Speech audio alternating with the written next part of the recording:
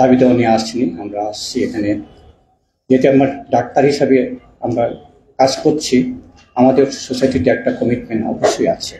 এই কমিটমেন্টের তাগিদে কিন্তু আমরা আপনার এখানে আসছি যে ডায়াবেটিসের মতো একটা ভয়াবহ রোগ, আমি বলি ভয়াবহ থেকে বিষয় সোশ্যাল রোগ, পাবলিক হেলথ ইস্যু হিসাবে আসছে।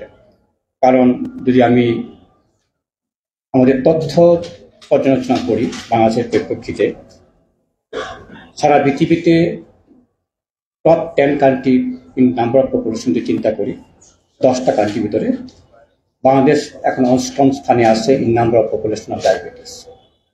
যে হারে আগাচ্ছে আমরা, আমাদের প্রিভিলেজ বাড়ছে, হার বাড়ছে, তাতে আমরা আশা করছি 2045 সনে আমরা 7ম স্থানে আসবো in number of population of diabetes.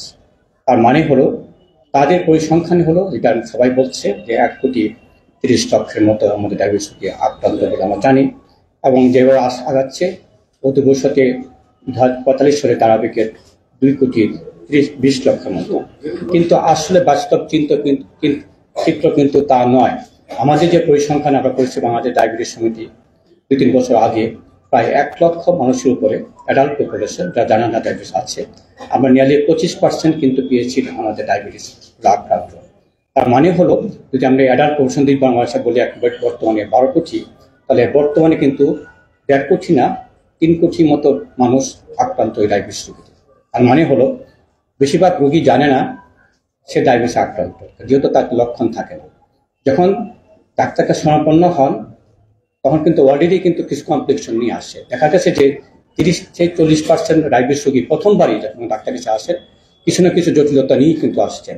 চোখের সমস্যা হতে পারে, হার্টের সমস্যা, স্ট্রোক, কিডনির সমস্যা, এগুলো নিয়ে আসতে পারে।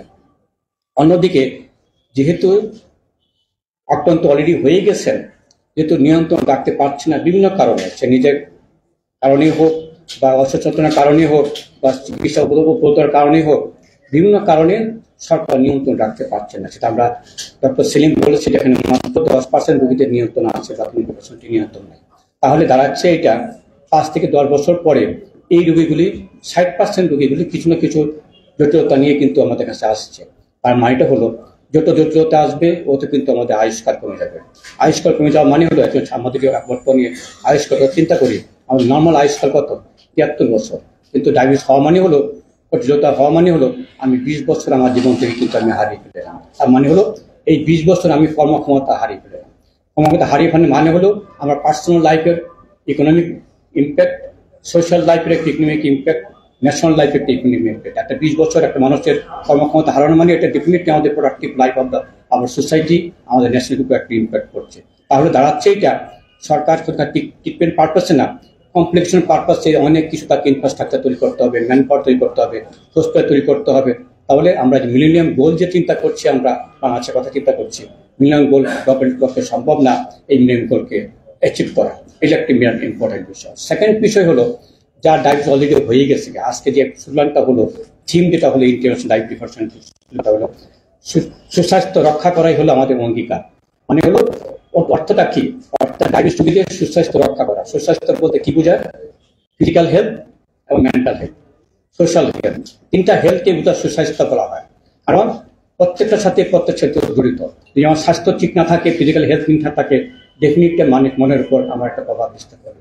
আর একটা ডায়াবেটিস রোগী যখন বলে আপনার ডায়াবেটিস হয়েছে, তখন মানসিক সে এমনিতে দুর্বল হয়ে যায়, অবসাদ আসে, স্ট্রেস আসে, অস্থিরতা চলে আসে।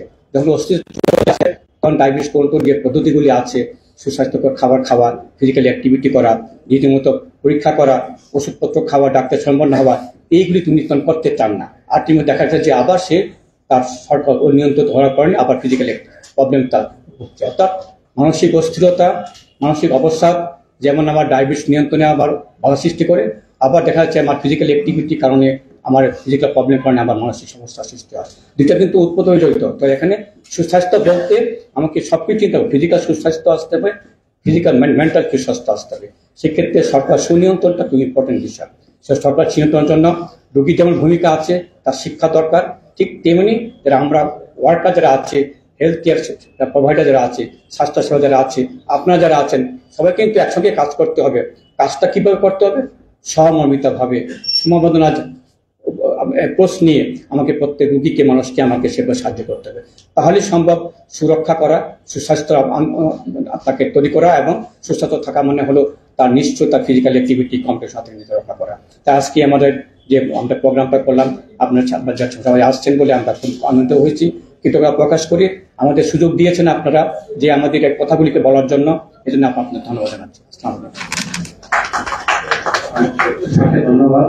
যদি কারো বিশেষ কোনো প্রশ্ন থাকে আপনারা কারো নাম বলে করতে পারেন, কিন্তু আপনারা সুনির্দিষ্টভাবে কারো কাছে জিজ্ঞাসা করতে পারেন অথবা না আমরা উত্তর দিব।